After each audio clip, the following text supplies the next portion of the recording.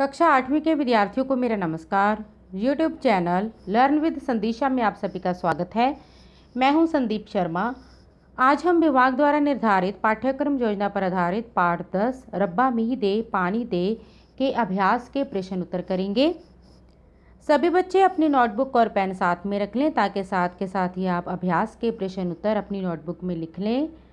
शुरू करने से पहले मेरी आप सभी बच्चों से एक रिक्वेस्ट है कि आप इस वीडियो लेक्चर को ज़्यादा से ज़्यादा अपने क्लासमेट्स के साथ शेयर करें ताकि सभी बच्चे समय पर अपना कार्य पूरा कर सकें। तो चलिए शुरू करते हैं। पाठ 10 रब्बा मी दे पानी दे।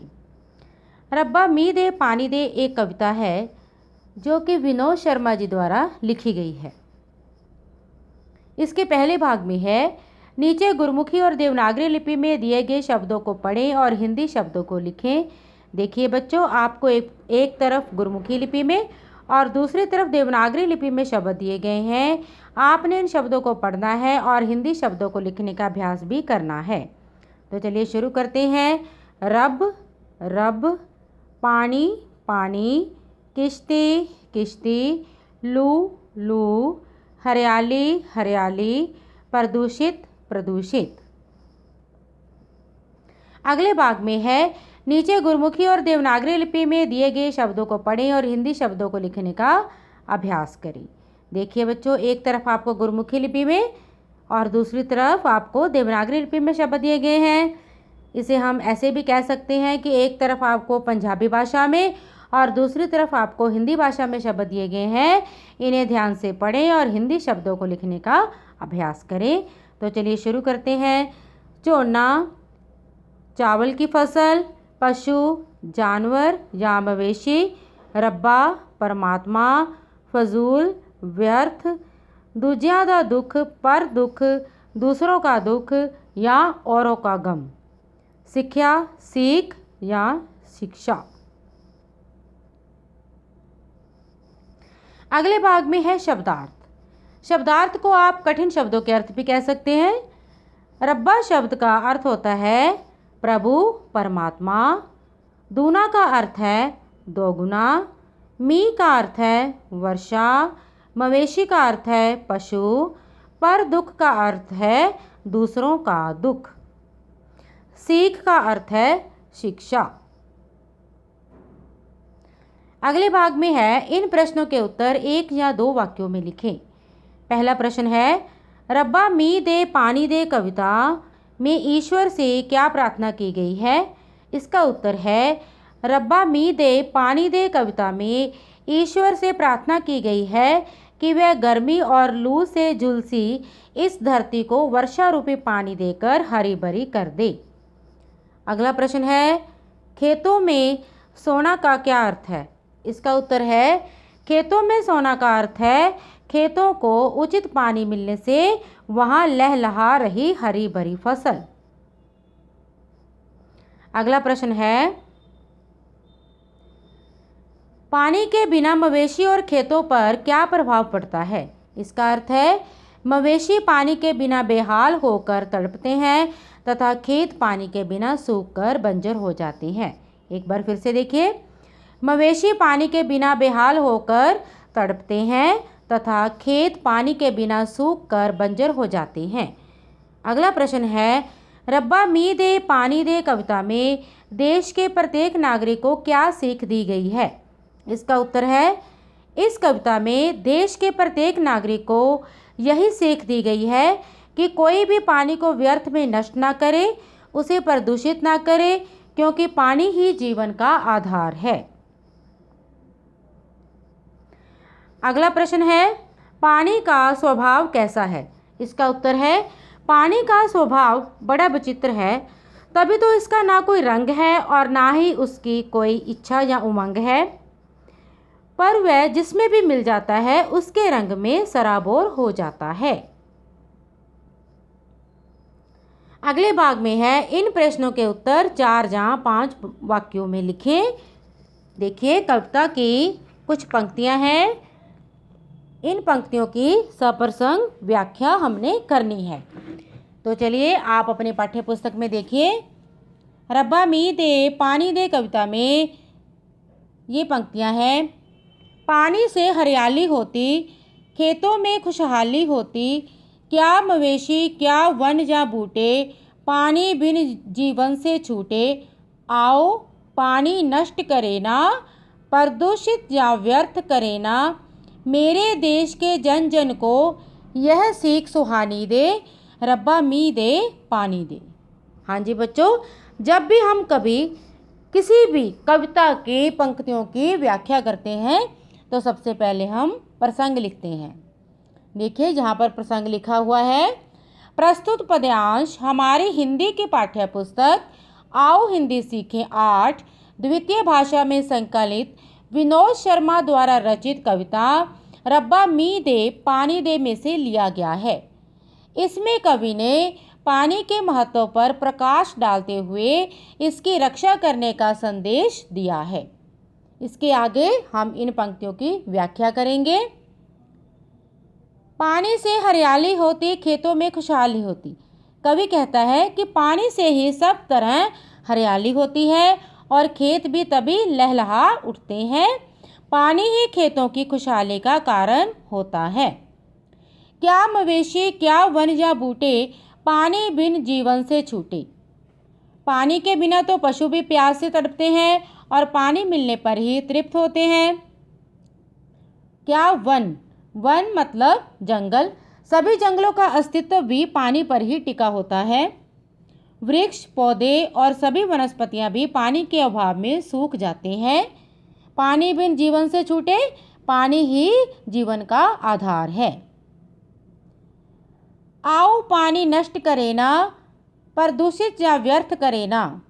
इसमें कवि कह रहा है, कवि देश के लोगों को चेतावनी देता है कि उन्हें पानी को व्यर्थ में नष्ट नहीं करना चाहिए, ना ही इसे गंदा करना चाहिए और ना ही इसे फजूल में बहते रहने देना चाहिए। मेरे देश के जन जन को यह सीख सुहानी दे, रब्बा मी दे पानी दे।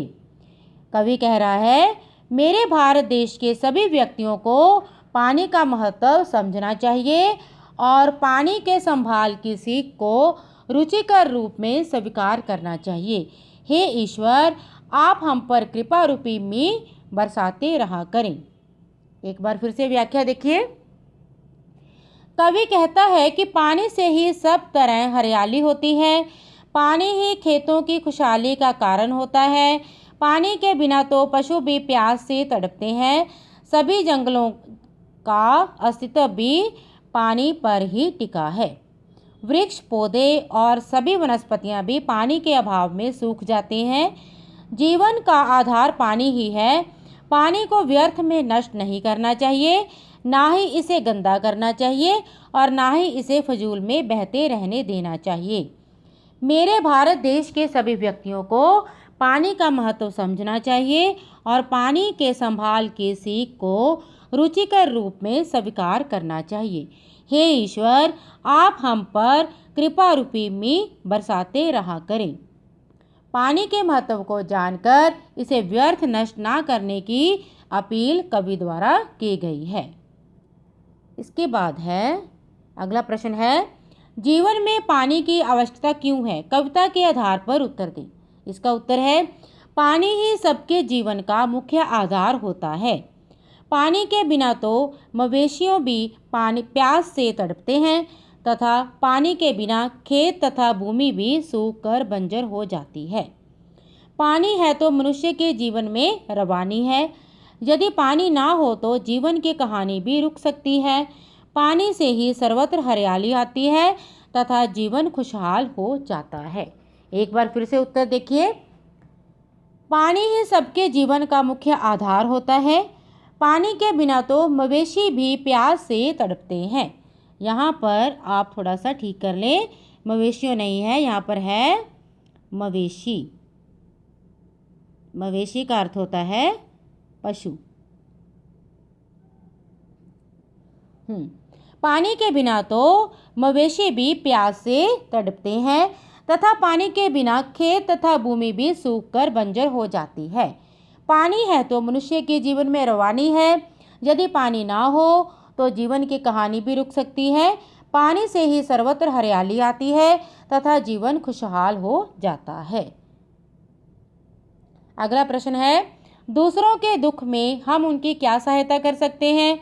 इसका उत्तर है, जहाँ पानी के अभाव में लोग प्यासे मर रहे हैं उन्हें किसी न किसी प्रकार से पानी पहुँचाने की व्यवस्था करनी चाहिए तथा उनकी हर संभव सहायता करनी चाहिए।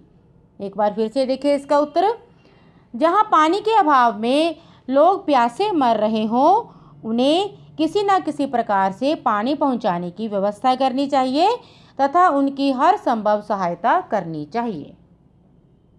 अगले भाग में है, जहाँ पानी की अधिकता बाढ़ की स्थिति पैदा करती है वहीं पानी की कमी सूखे की स्थिति पैदा करती है। इन दोनों स्थितियों में मानव तथा प्रकृति प्रभावित होती है। इन दोनों स्थितियों में मानव तथा प्रकृति पर 5-5 वाक्य लिखिए। हाँ जी, इसका भाव ये है कि कई बार पानी की अधिकता के कारण बाढ़ आ जाती है, तब भी हमारी प्रकृति और मानव प्रभावित होते हैं। अगर पानी की कमी के कारण सूखे की स्थिति पैदा हो जाती है, तब भी मानव और प्रकृति दोनों ही प्रभावित होते हैं। तो इन स्थितियों पर हमने 5-5 वाक्य लिखने हैं। इसका उत्तर देखिए, प्राय देखा जाता है कि बरसात के दिनों में जहाँ कहीं भी अधिक वर्षा होने के कारण नदी नालों के बांध टूट जाते हैं वहाँ बाढ़ की स्थिति पैदा हो जाती है। वहाँ के लोग घर से बेघर भी हो जाते हैं, जीवन रुक जाता है, स्वास्थ्य पर बुरा प्रभाव पड़ता है, रोग पनपते हैं, प्रकृति पर भी बाढ़ का बेड़ा कुप्रभाव पड़ता है। बाढ़ में वृक्ष बह जाते हैं, भूस्खलन भी होने की संभावना रहती है। अतः बाढ़ के प्रकोप को नियंत्रित करने की हर संभव कोशिश की जानी चाहिए। ज़्यादा से ज़्यादा वृक्ष लगाने चाहिए। दूसरी ओर पानी की कमी से सूखे की स्थिति पैदा हो जाती है। कई प्रदेशों में भीषण गर्मी के कारण तालाब तक सूख जाते हैं और पीने तक के पानी का अभाव हो जाता है। ऐसी अवस्था में मानव ही नहीं, पशु पक्षी, पेड़ पौधे भी व्याकुल हो उठते हैं। वर्षा न होने की अवस्था में देश की स्थिति में अकाल सी स्थिति पैदा हो जाती है। एक बार फिर से देखिए इसका उत्तर, प्रायः देखा जाता है कि बरसात के दिनों में जहाँ कहीं भी अधिक वर्षा होने के कारण नदी नालों के बांध टूट जाते हैं वहाँ बाढ़ की स्थिति पैदा हो जाती है। वहाँ के लोग घर से बेघर भी हो जाते हैं, जीवन रुक जाता है, स्वास्थ्य पर बुरा प्रभाव पड़ता है, रोग पनपते हैं, प्रकृति पर भी बाढ़ का बड़ा कुप्रभाव पड़ता है। बाढ़ में वृक्ष बह जाते हैं, भूस्खलन भी होने की संभावना रहती है। अतः बाढ़ के प्रकोप को नियंत्रित करने की हर संभव कोशिश की जानी चाहिए। ज़्यादा से ज़्यादा वृक्ष लगाने चाहिए। दूसरी ओर पानी की कमी से सूखे की स्थिति पैदा हो जाती है। कई प्रदेशों में भीषण गर्मी के कारण तालाब तक सूख जाते हैं और पीने तक के पानी का अभाव हो जाता है। ऐसी अवस्था में मनुष्य ही दुखी नहीं होता, अपितु पशु पक्षी, पेड़ पौधे भी व्याकुल हो उठते हैं। वर्षा न होने की अवस्था में देश की स्थिति में अकाल की सी स्थिति पैदा हो जाती है। अगले भाग में है पर्यायवाची शब्द लिखें। पानी के पर्यायवाची शब्द हैं जल, नीर, वारी। मिह के हैं वर्षा, बारिश, बरसात। सीख के हैं उपदेश, शिक्षा। जन के हैं मनुष्य, नर, लोग। दुख के पर्यायवाची शब्द हैं कष्ट, पीड़ा, व्यथा। आँख के पर्यायवाची शब्द हैं नेत्रहीन, चक्षु, नयन, लोचन।